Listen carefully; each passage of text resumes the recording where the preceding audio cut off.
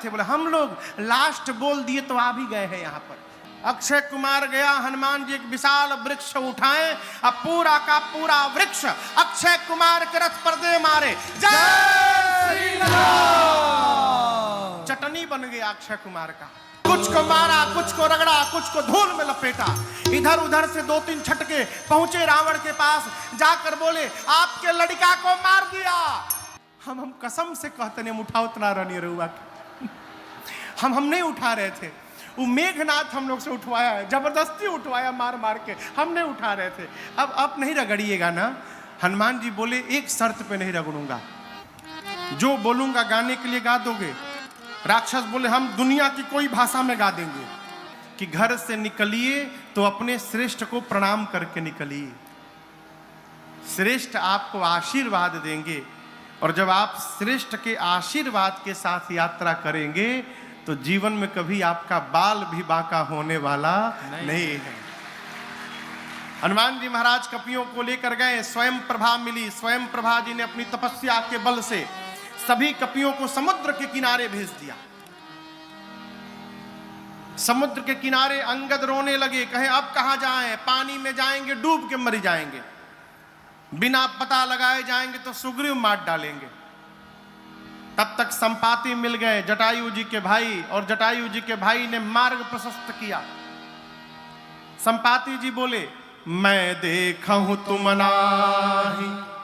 गीत जी बोले कपियों से कि मैं देख रहा हूं समुद्र में, वो देखिए 100 योजन दूर समुद्र में त्रिकूट पर्वत है।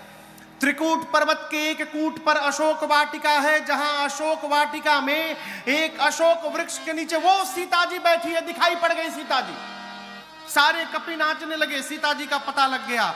जामुन जी बोले और सहायता करिए। बोले और नहीं करूंगा। क्यों नहीं करेंगे? बूढ़ भयऊं नत करते कछुक सहाय तू।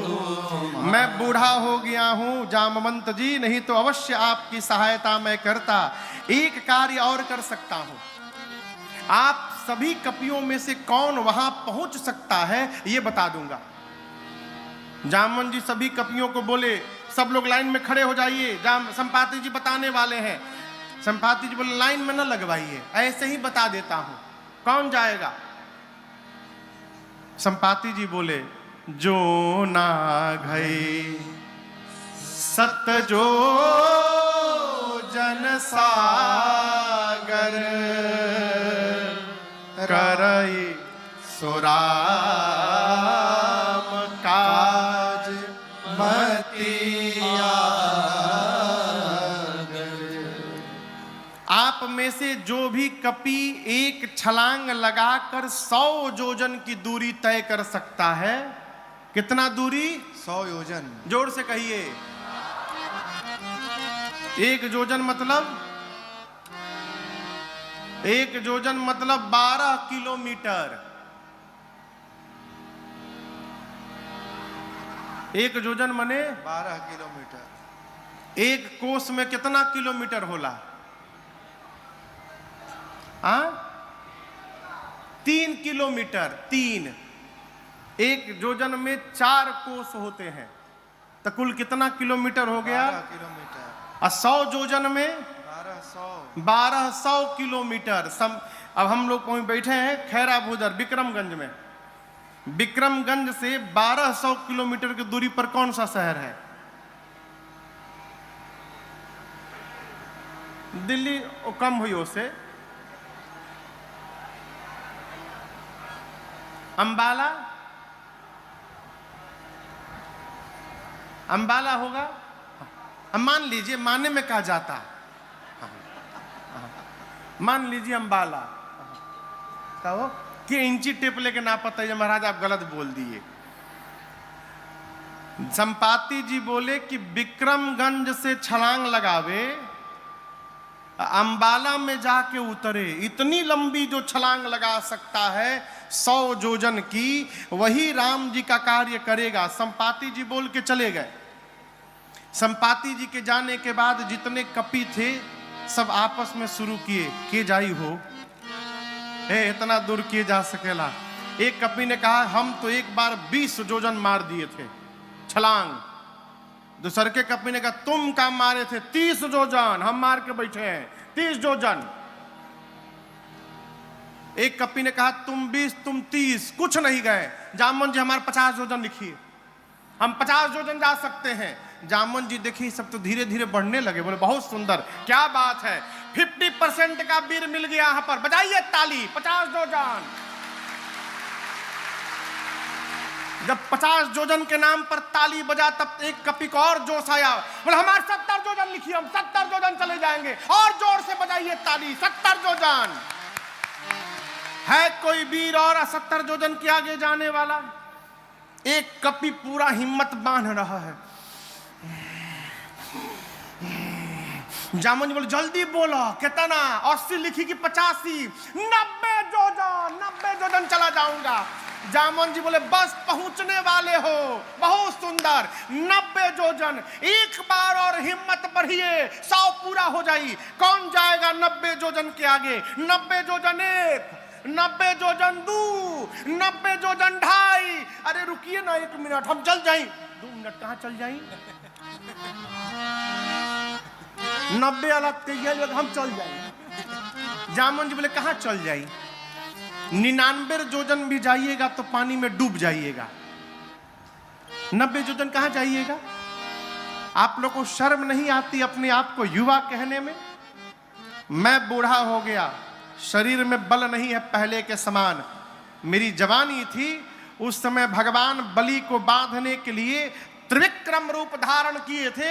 उस शरीर की मैंने 2 घड़ी में 7 परिक्रमा मारी थी। बलि बाधत प्रभु बाढ़े सो तन बरन न जाए, उभय घड़ी महदीनी 7 प्रदक्षिण धाय। दौड़कर 7 परिक्रमा मैंने की थी। उस समय मेरी युवा अवस्था थी। मैं बूढ़ा हो गया हूं, नहीं तो बताता 100 योजन किसको कहा जाता है। जब जवानी को ललकारा ना जामवंत जी ने, अंगद जी बोले कि देखिए हम जा तो सकते हैं लेकिन रिटर्न की गारंटी नहीं है मेरी, वापसी की गारंटी नहीं है कि हम आइयो पाएम कि ना आ पाएम होने से। जामवन जी मने मन सोचे जब जाके आ ही नहीं पाओगे तो बीच में लबर लबर काहे बोल रहे हो? अरे जाना नहीं है, जाके वापस भी आना है। निज निज बल सब काहू भाखा, पार जाए कर संशय राखा। अपना अपना बल तो सब बताए।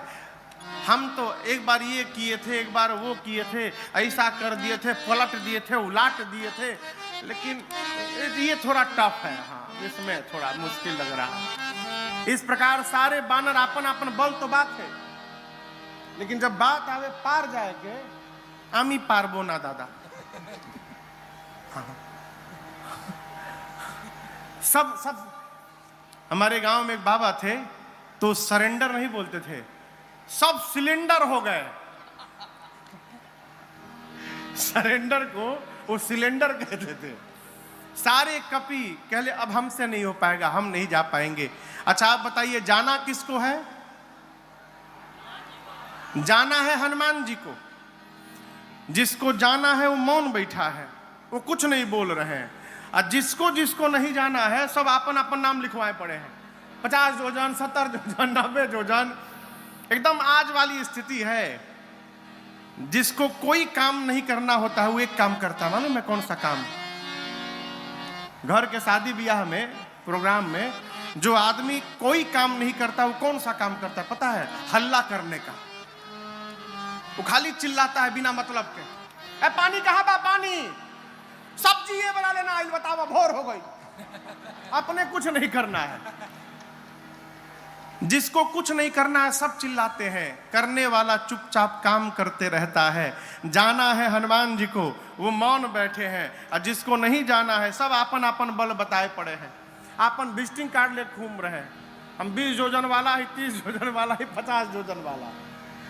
जामवन जी बोले अच्छा ये बताइए बजरंग बली कहाँ बैठे हैं? बोले एनिए तो थे, न जाने कहीं बैठे होंगे झाड़ी ओड़ी में इधर उधर। जाकर देखे तो हनुमान जी आंख बंद करके राम सिया राम जय जय राम। राम सिया राम जय जय राम। पाया मेरी सुनिए, मैं पार नहीं करूंगा, खेल खेल में समुद्र को लांघ जाऊंगा, रावण को पकड़ के मसल के मार दूंगा। नहीं तो कहिए रावण को उसकी सेना के साथ पकड़कर रगड़ के समाप्त कर दूं। नहीं तो कहिए पूरी लंका को त्रिकूट पर्वत के साथ हाथों में उठाकर आपके सामने लाकर रख दूं। क्या करूं? शीघ्र बताइए क्या करूं? रावण को मारूं, रावण सेना सबको मारूं, लंका ले आऊं, क्या करूं? जामवंत जी बोले पहले नीचे आइए, पहले नीचे आइए, बराबरी में आइए। हनुमान जी नीचे आए। जामवंत जी बोले न रावण को मारिएगा, न सेना को मारिएगा, न लंका को ले आइएगा, आप केवल एक काम करिएगा जाकर। क्या? इतना करहु तात तुम जाए, इतना करहु तात तुम जाए, सीतई देखी कहु सुधियाए, सीतई देखी कहु सुधियाए, सीतई देखी कहु सुधियाए।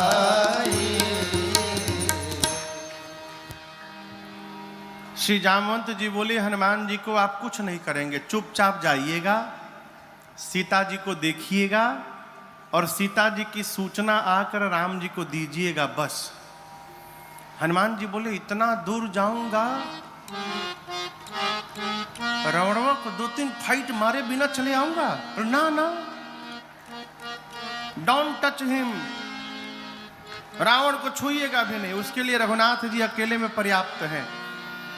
भगवान कपियों की सेना लेकर जाएंगे, राम जी ही निशाचरों का अंत करेंगे, राम जी ही सीता जी को लेकर आएंगे। कपि सेना संग संहारि निशिचर, राम सीतहि आनी है, त्रैलोक पावन सुजस सुर मुनि, नारदादि बखानी है। जो सुनत गावत कहत समुझत, परम पद नर पावई, रघुवीर पद पाथोज मधुकर, दास तुलसी गावई, दास तुलसी गावई, दास तुलसी गावई। भगवान कपियों की सेना के साथ जाएंगे, निशाचरों का अंत करेंगे, भगवान ही सीता जी को लाएंगे। नारद आदि मुनि भगवान के यश का गुणगान करेंगे। इस कथा को जो सुनेगा, गाएगा, कहेगा, समझेगा, अंत में वो भगवान के परम पद को प्राप्त हो जाएगा, इसमें कोई संशय नहीं है। और यहां चारों हैं। गोस्वामी जी कहते हैं जो सुनत गावत, ये लोग गा रहे हैं, कहत हम कह रहे हैं, हम और आप ये तीनों लोग मिलकर समझत समझ रहे हैं। अंत में परम पद नर पावई, वो अंत में भगवान के परम पद को प्राप्त होगा। अब इसकी आगे कथा सुंदरकांड में प्रवेश करती है। सुंदरकांड की कथा सब प्रकार से सुंदर है। जामवंत जी ने कहा हनुमान जी को जाइए, सीता जी को देखकर चुपचाप आइए, भगवान को बताइए। ये बात श्री हनुमान जी को बहुत अच्छी लगी। आप दर्शन करिए, यदि जामवंत जी महाराज न होते ना तो हनुमान जी आज वे राम कथा पूरी कर देते, जाते रावण को मार के चले आते। इसीलिए किसी भी समूह में, किसी भी सभा में, किसी भी ग्रुप में 4-5 वृद्ध जनों का होना अति आवश्यक है।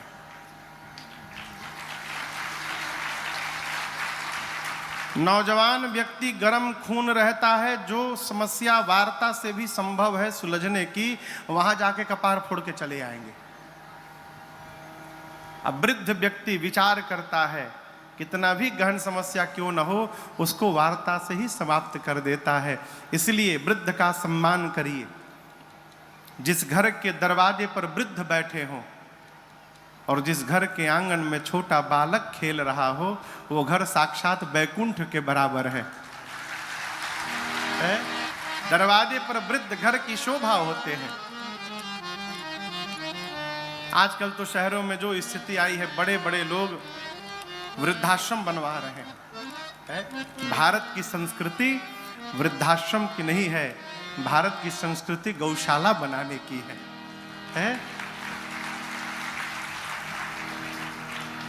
जामवंत जी की बात हनुमान जी को बहुत अच्छी लगी। यहीं से सुंदरकांड की कथा प्रारंभ होती है। आप में से कौन कौन सुंदरकांड पढ़ता है रोज? मंगलवार को सप्ताह में एक दिन पढ़ते होंगे ना? कई लोग महीने में एक दिन पढ़ते होंगे। 2 दिन, हमारी 2 दिन पढ़त है। हम 9 दिन में एक बार पढ़ लेते हैं।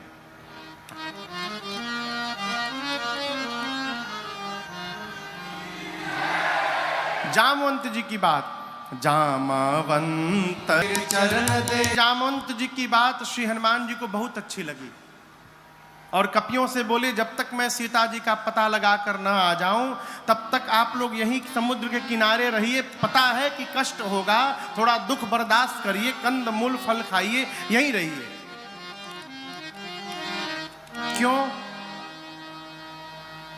क्यों यहीं रहिए? हम लोग होते तो कहते कहाँ परेशान होइएगा, चले जाइए, जाके बता दीजिएगा हम गए हैं, हम पता लगा के आ रहे हैं। हनुमान जी सोचे, यदि ये लोग चले जाएंगे और मैं बाद में जाऊंगा तो कहा जाएगा कि हनुमान ने पता लगाया है। और जब हम पता लगा कर आएंगे, सबको एक साथ लेकर के जाएंगे, तो फिर कहा जाएगा कि सबने मिल करके पता लगाया है। इसलिए कहे जाइएगा मत, यहीं रुकिएगा। इसका एक कारण और भी है। हनुमान जी सोचे, सुग्रीव जी ने कहा है खाली हाथ जो आएगा वो मेरे हाथों मार दिया जाएगा। कहीं ये कपि लोग लौटे और सुग्रीव खाली हाथ देखे इन लोगों को तो कुछ सुने बिना कहीं मार ही ना दें। इसलिए कहा कि जब तक पता लगा के आना जाऊं, आप लोग जाइएगा मत। ये प्रसंग कहता है श्रेय बांटिए। क्या बांटिए? ये कथा जो हो रही है ये बिना आपके सहयोग के थोड़ी संभव है।